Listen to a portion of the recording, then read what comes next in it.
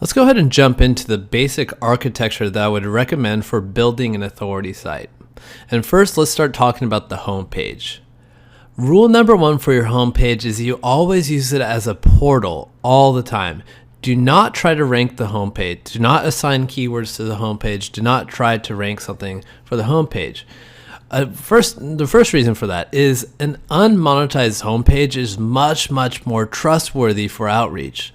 So if you're doing an outreach campaign, you're emailing people and stuff like that, most of the time they're going to be looking at your homepage to figure out, oh, is this someone I want to link to? And now an unmonetized homepage looks way more trustworthy than something that's already reviewing products like weight loss supplements right away in a table right on the homepage. But if you were to disguise that under a website that looks like, it's just general health resource, that's much more easy to get a link to. And another very important reason you don't want to rank the homepage is that if the homepage has no ranking keywords, then the child pages have no limitations. For example, if you were to take this like a weight loss supplement review website, and on the homepage we start talking about the top 10 weight loss supplements, then that means all the child pages pretty much can only be about supplements. If they're outside weight loss supplements, it's going to have a hard time to rank for.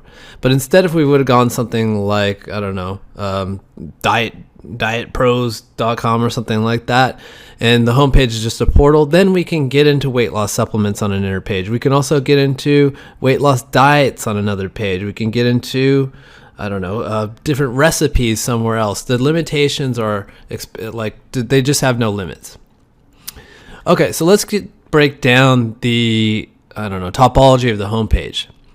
First, starting with above the fold. The number one goal above the fold is to establish trust. So you want to make it look like this is a real business with a quality website. Get a custom logo, maybe even get a custom banner up top. Get those as seen on logos. Like when you start getting some great links and do some great outreach, get those as seen on. Like if you go to diggitymarketing.com, you'll see I have as seen on the New York Post or as seen on Ahrefs and stuff like that. So they really do establish a lot of trust for the reader. And then toss in your social media links, like where to find you on Facebook, Twitter, stuff like that. So that's the first goal you want for the above the fold section, is to establish trust. And then the second goal is just to simply show what is it that you're about. Like what kind of website are you? If you're about weight loss, show a skinny person, show someone at the gym or something like that. Use a lot of imagery about your topic. So just show exactly what you're reviewing or actually what you're talking about right there in a banner or something like that. And even have a headline that discusses like what your website is about. So top resources for losing weight, something like that. And then in this section right here, I like to call it like a guide section, but what we're really just pointing to right here is your money content. These are links to your pieces of money content that you want to rank, and they're high up on the page. These are the first do follow links you'll see on the page. They'll get the most link juice. And a recommendation here is link to your top level content, like your top level most important pieces of affiliate content or money content that you want to rank to. So like a good example of this would be like a best protein powder article. A bad one would be best protein powder for teenagers. And the reason is because most likely if you're doing a silo structure that we've reviewed before, you would link to your best protein powder page, which would in turn link to protein powder for teenagers. So all of the subtopics under protein powder will get linked to anyways, so the link juice is getting passed along. And let me just say here, this is just a diagram on the right. It doesn't mean you only have 3 guides here. You can have 6, 9, 12, something like that. I mean, just don't overdo it. There's a certain amount of wanting to show that this is a website providing value, and if you just have 50 best blank pages linked to right here, it's going to look a little bit weird. Now, because we're only using 3, 6, 9, something like that, guide links here, we will have limitations. So you might be in the fitness niche and you could have 40 different review pages for fitness topics, protein powders, pre-workout, stuff like that. So you have 2 options here. One is just to simply choose your favorites. So every page on your site is going to get linked to eventually simply because of how we do interlinking. We link to pages that are relevant and pages we want to rank. So let's say you got a best protein powder page that made the cut and best protein powder for teens that didn't. Best protein powders should link to teens anyway, so it's relevant and you want to rank it, and it's going to get the juice. Another option here is to use Roundup hubs. So we can create sub-portal pages like bodybuilding resources or weight loss resources that are going to have a full list of the reviews that we've done on those pages, and they could get homepage links. So it's kind of like these are sub-portal pages that we wouldn't really try to rank. We're not really trying to rank for bodybuilding in general, but it would have a homepage link, and we link to this bodybuilding resource page that has 50 different reviews related to bodybuilding supplements and stuff like that, for example. Personally, I don't worry too much about this. I usually just put most important top level pages in the guide section and trust that the interlinking is going to do the rest. If you're in doubt, you can always run Sitebulb later and check the levels per page and fix it in the postmortem. So what Sitebulb will do is it'll simply just tell you every page on your site how many links away from the homepage it is. And then you don't have to like really stress about this whole thing. You can just fix it later if you were to mess up. But if you're doing the interlinking correctly, you won't mess up. Then at the bottom, I recommend latest article section. The whole purpose here is just to show that you're not a 100% commercial website.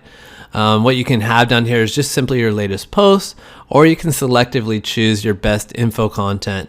And again, it's just showing that we're not like a completely affiliate website. You can link to us. It's going to be okay. If some kind of manual reviewer somehow ends up on the page, that'll look better than if it was just 100% affiliate content.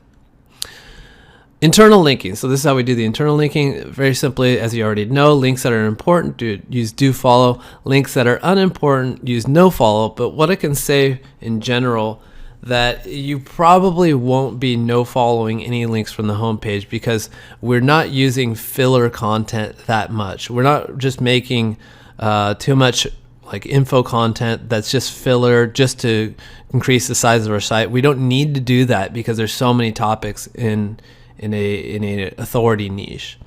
So possibly you could no follow some of the info content pages, but if you really need to no follow them, if they really have no keyword volume, then you're probably just not doing good enough keyword research.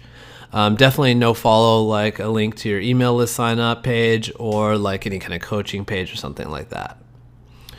Here's some SEO considerations. So for your optimization, the title tag, what I recommend doing here is you have your first word as your brand, and then you use a dash or a pipe or a semicolon or something like that. And then use something catchy in your tagline, like so your brand name and then something catchy. So if I was like a fitness website that was called Optimum Form, for example, then I would have like a catchy tagline like discovering the body you were meant to have, something like that. The description to go with something catchy too, like I can't really think of an example right now, but the idea here is if you grow big, and that's what our goal is with authority sites. We're shooting for the potential to make the next healthline.com, to make the next Wirecutter. If you go big, you're going to be shared a lot on social, and most of the time it's going to be your homepage. So having something catchy for both your title tag and your meta description is a strong play. Also, fill out Open Graph. So what Open Graph is it basically when it's shared on Facebook and Twitter, it gives default images and formatting, so how your page will be shared. So it won't be like some weird photo. It won't look blank. Like there'll be your icon. It'll have consistent branding. The easiest way I do this is I use a plugin called Open Graph for Facebook, Google+, and Twitter cards. Tags. You just install it. It's pretty easy to follow the instructions. And then whenever you're shared, everything looks clean. Lastly, internal pages. This is very, very simple. Business as usual. Nothing changed here. Pages for your money content. The reason we like to do that is because we can control how every level looks like when you're using posts for that. The categories all look sloppy. It's just a feed of all the blog posts under the category. So that just doesn't look good. So just use your pages for your money content, post for informational content. Super simple. Keep it easy and clean.